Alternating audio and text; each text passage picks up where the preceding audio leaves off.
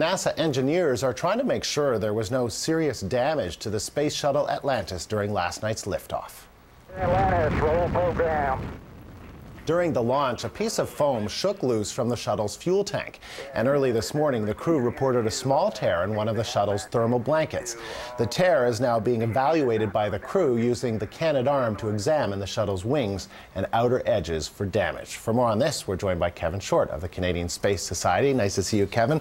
So tell us a little bit about what they're going to be looking for. Well, what they're going to be looking for largely are sort of how the tear in the thermal blanket will potentially affect other systems regarding the ohms pod on which the tear has occurred. And so how serious could it be? It could be anywhere from like a very minor problem all the way down to it could be affecting electrical systems within the ohms pod itself. And I think that we have a live shot of the shuttle Atlantis right now. There it is. So can you tell us a little bit about what we're seeing here?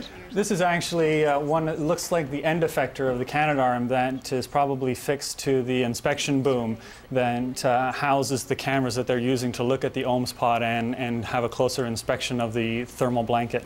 And so how difficult is it, first of all, to have a good look, to see what's wrong, and then to fix it? Well, it is difficult because one of the big things that the astronauts are trying to do is they're effectively flying the arm around the shuttle, and they can't come within a certain distance of the shuttle in order to examine it. But they need to get close enough to see details to make a proper analysis of what the extent of the damage is. Do you think that in the past that there were small little minor issues like this that would happen that we just didn't know about, and because of the disaster a few years ago, we're now just so careful? They are making sort of more, people are more aware of these problems now, and NASA is trying to be more upfront about these kinds of problems so that people are aware that these things do happen, but they do have contingency plans that are in place to sort of look after the problems. And so how could this affect the shuttle's re-entry? Because of course that is the key concern, right?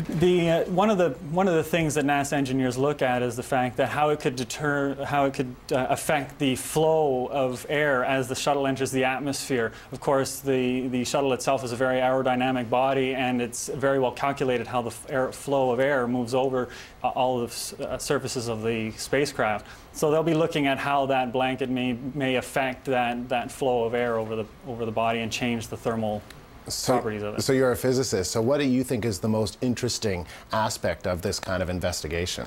Well, certainly the technology that is being used right now to actually do the inspection. I mean, the kinds of cameras, the sensors that they're using to look at the problem area is far above and beyond anything that has been used before. So certainly there's been a large leap in terms of the inspection technology that's been developed for doing this kind of work.